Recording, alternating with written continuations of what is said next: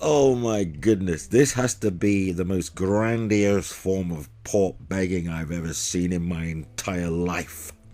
I've never seen port begging on this scale. If anyone expects the games to be everywhere, as I said before, it's Xbox gamers, probably bent out of shape because they just want payback. They want an equalizer.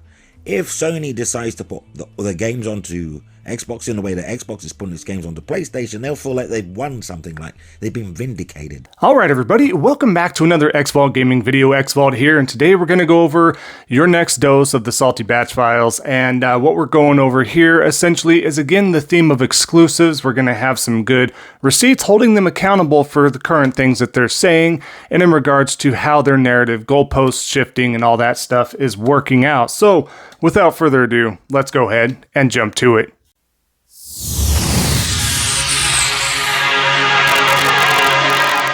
Alright, so like I was saying, what we're going to do is get right to the meat of the matter here. Yes, that's right. But before we do that, let's just touch base real quick on that opener there. I think that video there encapsulates pretty much everything in a nutshell, right? We're looking at things here, going off of what they're coping for, how they're shifting that narrative, how they want that equalizer, how if they're failing, they want their competitors to fail as well and make it that much sweeter.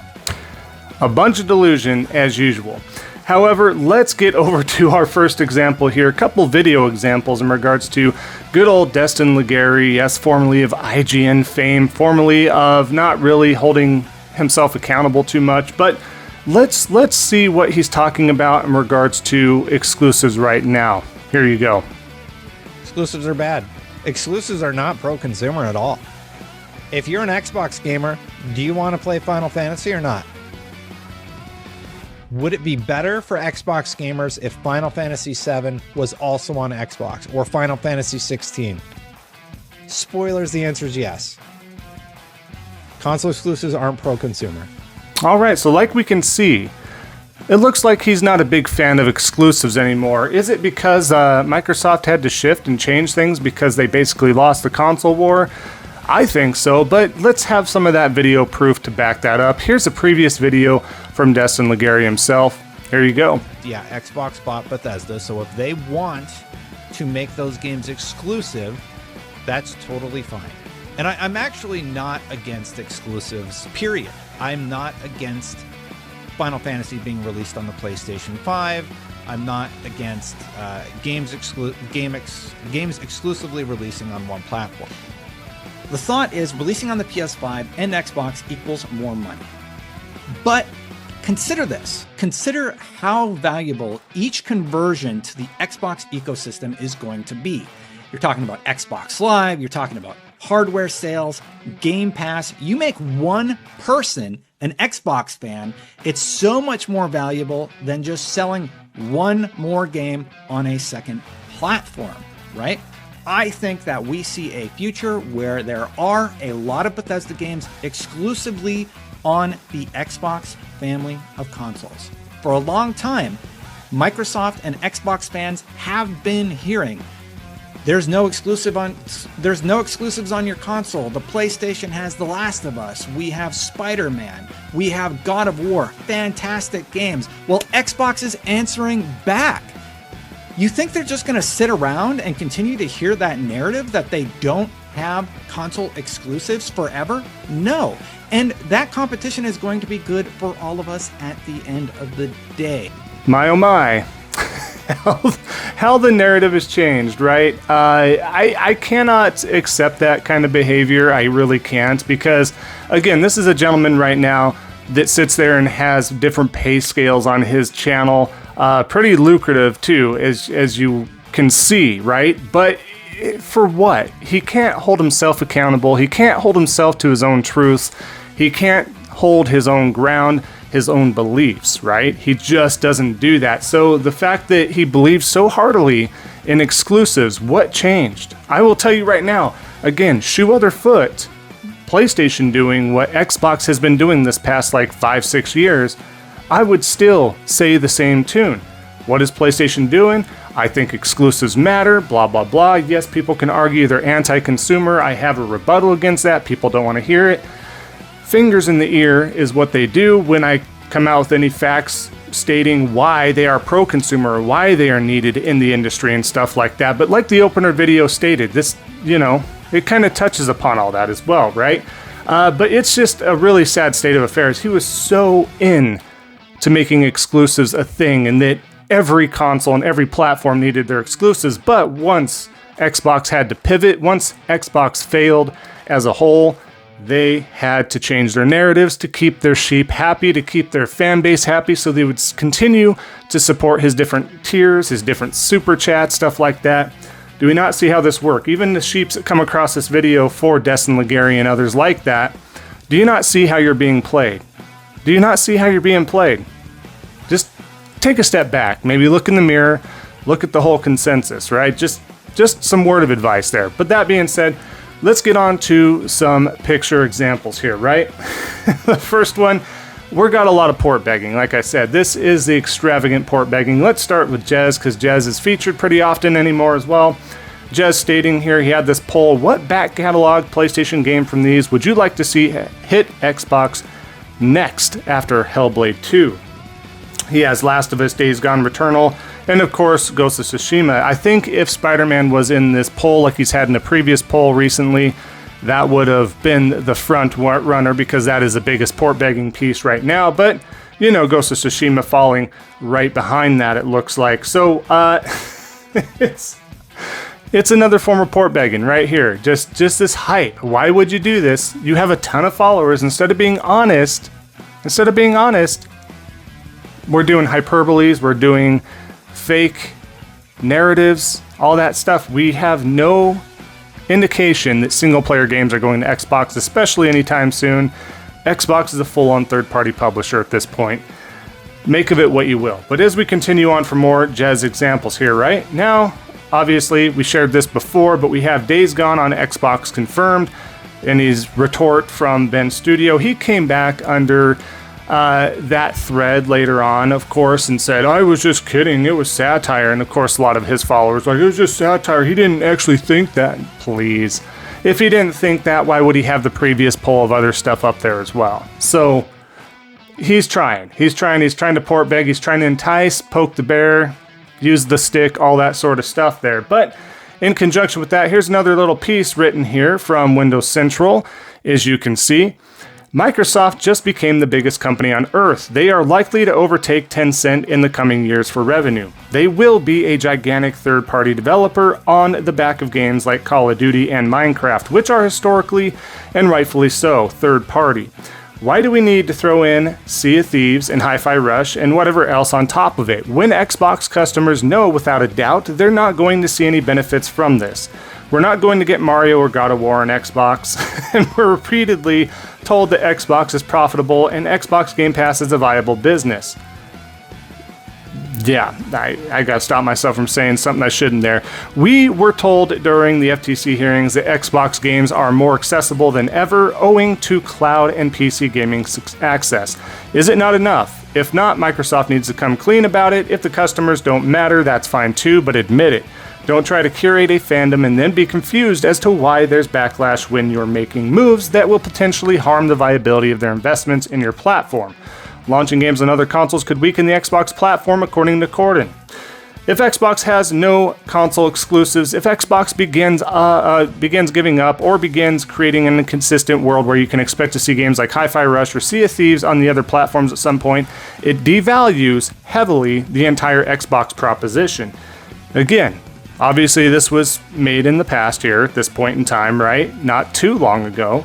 As we continue here, right? We continue. Every game that Microsoft announced would become a debate over when or if it would come to other platforms. Even if Microsoft professes only some games will come, or that it'll be a case-by-case basis, the lack of transparency is maddening enough. But it's not hard to follow the probable outcome of these policies, and that could be the death of the Xbox hardware platform in its entirety. Exactly, out of his mouth. Now, I've been saying this real recently, right? Over and over and over again, and people don't want to listen. Again, They're not abandoning hardware, Xvault. They're not abandoning anything there. They have the ROG Ally X, and they're coming out this new hardware system that's rumored to be hybrid with Steam and stuff on there. Look, we don't even know if this hybrid console is also going to be third-party involved like the ROG Ally X. If it is, there it is. In the story. If it's fully funded by and created by Microsoft internally, you know, minus a couple chips, whatever, then okay, they're doing something. But if Steam is involved in that, you cannot tell me that Steam, being one of the best stores and biggest stores out there digitally, is not going to cut into the Xbox side of things in regards to their Microsoft store, that their Xbox store, all that stuff. You're not going to think that that's not going to cut into that. They're trying to wean people over to the PC ecosystem because that's Xbox's, or Microsoft's rather, bread and butter, from all their apps, from Excel, Word, etc., etc. All their stuff is coming from the PC side of things. So they're like, hey, let's just migrate everything over here, right? That's what they're doing. So those arguing here, like with what Jez is saying, the hardware situation, they can be a great publisher all they want. They're going to succeed being a publisher. That's fine. And they will continue to do that. You better be cheering in the comment sections, EA, Ubisoft, and the others, because that's essentially what you're doing here. And you're not. You're acting like Xbox is now a major player in the game. They're not. They're doing their own thing. They're still going to have some sort of semblance of hardware, but it's not the same. They're done. They're done. They lost, and this is why we have the port begging like you're seeing here. But as we continue, another one, final one here. We've shared this before, but it's always a good one to bring up again, just to close out his little segment here. No, Xbox isn't porting its console exclusives to PlayStation. It's just hard hopium from fanboys.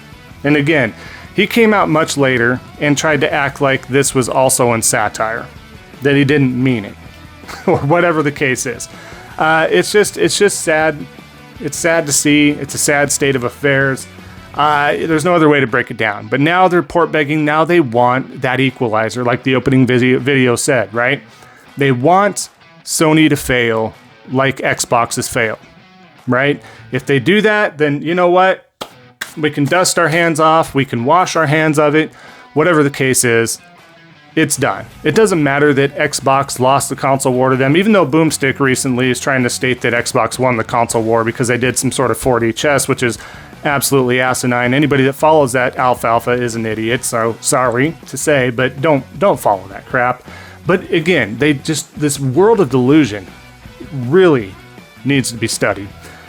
That being said, let's go to our last example here, so we're not making this too long for you guys. These are some great examples, of course, but again, we want to share this Insomniac post, simple post of Spider-Man. They share their games all the time. Underneath it, VHS Glitch 80s, of course, stopping up here, stating, "Stop with the exclusives. We want to play wherever we want, on the hardware we choose. Let us be free. Seeing it on Xbox would be truly amazing. Thank you." So port begging, okay, at the highest degree here. Begging for Spider-Man once again. And now it's stop with the exclusives, because PlayStation's doing stuff. They're demonizing exclusives. I went over and I have a recent video. Go check it out. I had to redo a video. Go check out why exclusives matter. If you disagree, I'm sorry. It's just factual, the reasons I gave why exclusives matter. Whether you want them or not, whether you feel they're pro-consumer or anti-consumer or not, that's a whole nother debate. However, I give the reasons why they breed competition, excellence, quality, and a reason to be in that ecosystem, invest in it, and have that quality to you and others, right? It's just multiple things. Go check out the video if you need some semblance of that. However, let's see what he was saying not too long ago, right? Not too long ago, just months ago at this point, not over a year ago. But as you can see here from VHS Glitch 80, obviously, it's very important for longtime fans to have console exclusives in order to stand out from the competition. For me, if I watch Netflix, it's for the exclusive series the service offers. If I find them on Disney, well, I'll leave Netflix. Pausing right there, because this is what I've been saying for a long time. People will go where the quality is. If they want something, they'll do it. And there's a reason for competition. You can stop subscriptions. You can stop buying up in certain loads of stuff, right? You can make options and decisions on yourself. Just because something doesn't have a subscription service doesn't mean you can't buy where you want, how you want. It all ends up being the same. Invest in a hobby. This is not a necessity, like I state multiple times. This is a hobby. This isn't your mortgage. These aren't your utilities to pay, your car payment, your truck payment, your child support. This is a hobby, okay? Let's continue. It's the same with Xbox. If Microsoft starts putting its console games on other platforms, I'll leave as well. That's why exclusives are necessary. Well, that's a piece of it. I don't think he hits too much of the nail on the head as far as why exclusives are important and why they matter. Yeah, you got to stand out from the competition, right? You got to have the competition. So he's kind of right in some aspects here on what I'm harping on in regards to exclusives. But he starts to scratch the surface. He tries to get there. However, do you see now that Xbox fails? He didn't leave. The diehard fans are still sticking with Xbox. And you know what? That's fine. I'm not saying you guys have to leave Xbox. How many videos do I have to state this? I don't see these parts getting clipped from my videos. Not once am I telling people to leave the Xbox ecosystem. Do what you want. I'm saying be honest with yourselves. Understand the state of Xbox, what's going on. Stop port begging. If games as a service or any other games do happen to go on Xbox, fantastic for you guys. That's great for you guys. For me, understanding why exclusives matter, not so much. I still stand behind that. I think exclusives matter. I think for Helldivers 2, again, we'll touch point on that real quick. I think as a games as a service, it ran its mark and method through PlayStation, through PC. They got most of the sales they need. It's a games as a service. You might as well put it out. I still feel like it could have been fine just on PlayStation and PC. However, I'm not part of that company. The fact they did, I kind of understand. Now, when they start, or if they start ever, to give their single player games over to Xbox, to me, it just wouldn't make sense. All right, it just would not make sense. But if they do, they do. You know what? And we all have decisions to make at that point. Do you stay where you're at? Do you move on? Do you give up gaming and throw a fit? Whatever the case is, you have decisions to make. No one's making you do one thing over the other. However, I still stand heartily by that exclusives matter and they should stay that way. I feel like with Game Pass and Xbox's strategy and on and on and on, and they're kind of waving the white flag, that harms the industry. We needed them strong, we needed the competition. The fact that they don't, PlayStation lowers their guard, they can do whatever they want, put whatever wherever they want if they feel the need to do so. Because again, Xbox at this point is a full-on third-party publisher. They're full-on third-party publisher. So Nintendo's doing their own thing. They have their exclusives. It works, it matters, it happens. People are buying Nintendo Switches not just for the mobile dependency or able to game on the go, because you do have Steam Deck and Lenovo and the ROG Ally and all that stuff as options, but people do it because you get the combination. It's a nice combination, right, of exclusives, and you want to have a little bit of power that can support that, because in my opinion, Nintendo as of right now, side tangent, they are lacking the power, right? For the most part, you're having these third-party games struggling, whether it be Cyberpunk, whether it be the newly announced Sparking Zero for the system, in regards to how that's going to be reciprocated, how it's going to be played. You're looking at dynamic, you're looking at 30 frames per second. Not usually the way most above casual gamers want to play their games. So they want at least the 60 frames per second, at least 1080p or 4K, all that stuff.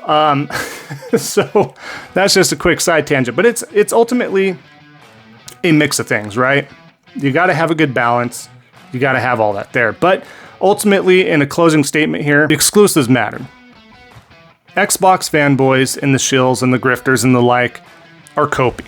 They're trying to make something out of nothing. They're trying to at least encapsulate they want, and they're wishing and they're hoping that PlayStation and Sony follows Xbox's footsteps, and I hope they don't. And for us gamers, let's hope they don't either, because that's not good in the long run, right? That's not good in the long run for gamers. I've stated that multiple times. But at least we can sit there and make fun of these morons over and over again. Their stupid takes. The receipts are there, guys. The receipts are there. You change up your stance and narrative, you look like a moron. Period. The end. That being said, we will wrap up the video here. I appreciate everybody sticking around if you did. Really appreciate every like, comment down below. Both those things help out the algorithm, and I would love to hear from you all down below, of course. Moving on to our way to the 4,000 sub goal, so any support, every sub, if you do choose to do so, would help me out ever so greatly, so thank you again. And of course, at the end of the day, just remember, don't be a salty batch, and we'll see y'all next time on the next Xvault Gaming video, and until then, take care.